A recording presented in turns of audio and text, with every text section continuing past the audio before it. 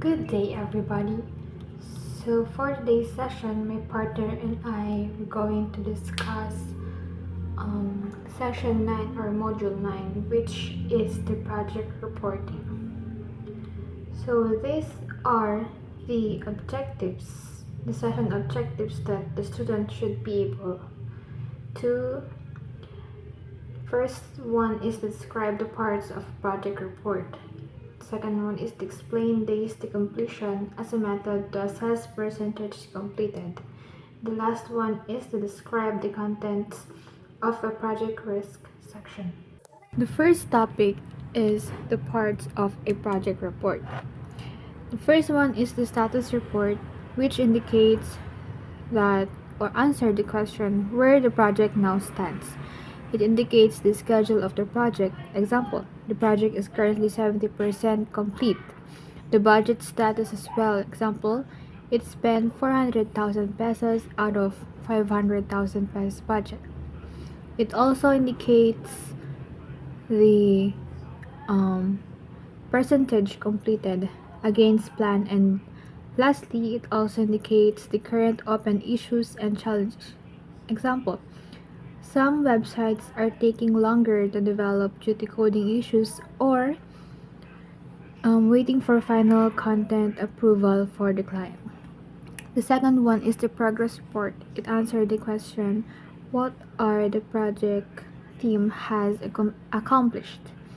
This includes the tasks that is already completed, the task in flight, or the ongoing work like development, testing, and many more.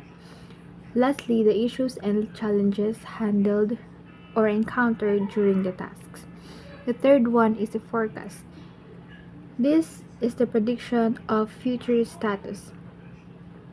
It is the statement on whether you will be on schedule by the next project report. If there is a foreseen delay, explain why. And lastly, the risk section is where the risk of the project may occur and your plans on how to prevent or address it. Second topic is the challenges on estimated percentage completed. One of the things that will be manually placed in Gantt chart is the completion of the tasks. This is done by estimating percentage completion. These are the challenges faced. Most people overestimate the work they have done. 50% completed is difficult to verify. People often think that they completed more work than they actually have.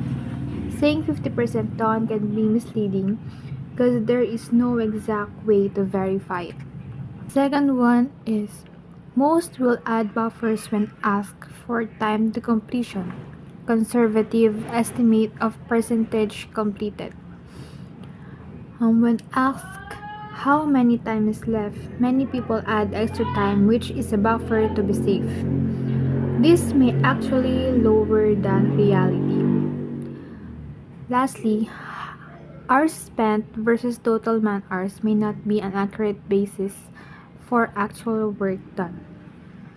Just because a person spent many hours on a task doesn't mean significant progress was made. The third topic is the conservative measures. Goal of measure, good basis of assessing remaining work. These are the possible approaches. Task binary is an approach which makes it straightforward to estimate the percentage complete. This marks a completed task 100% and ongoing or not started task for 0%. Most projects that are not managed by a full-time project manager will benefit from using this approach.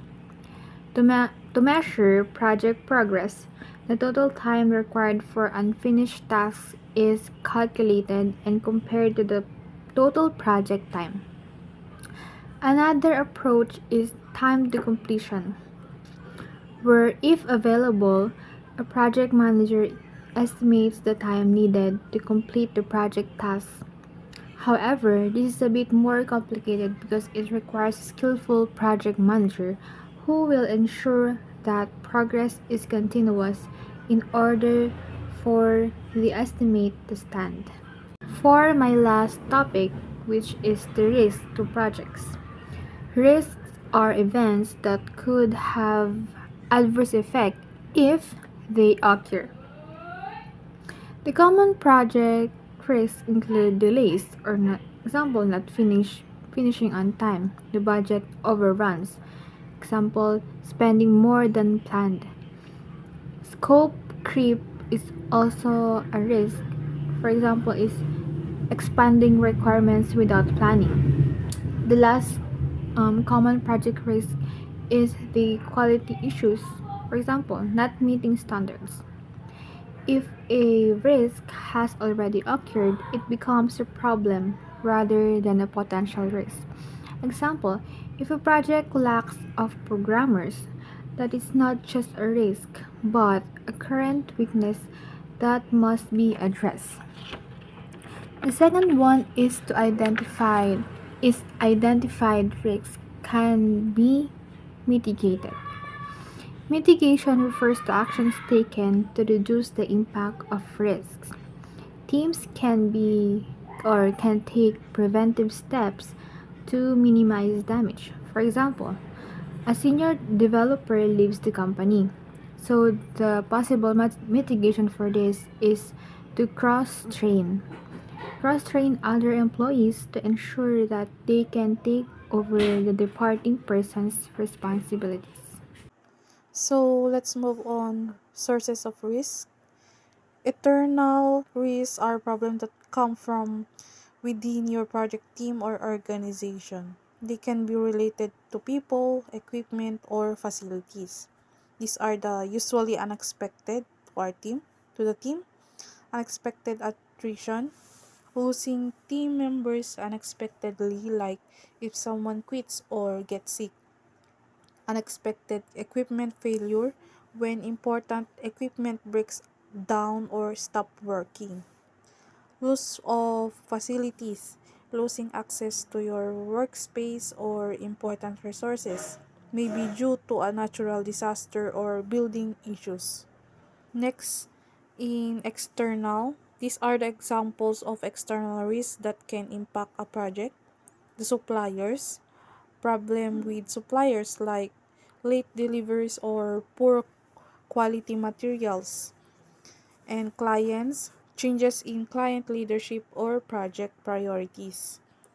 Market, economic downturns that affect a project value. In politics, unexpected events like strikes or political instability. Last, in nature, disaster like storms or fires that disrupt work. So next, in risk section, internal project risks include insufficient team expertise, poor communication, scope creep, budget overruns, and schedule delays. Mitigations involve training, clear communication channels, strict scope definition, expense tracking, and realistic timelines. In external risks encompasses economic downturns, regulatory changes, competition, natural disasters, and technological shifts.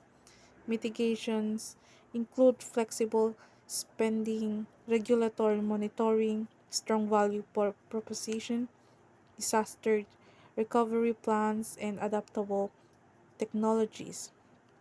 Stakeholders should evaluate if these risks and mitigations are comprehensive, appropriate, and cost effective. And that's all. Thank you.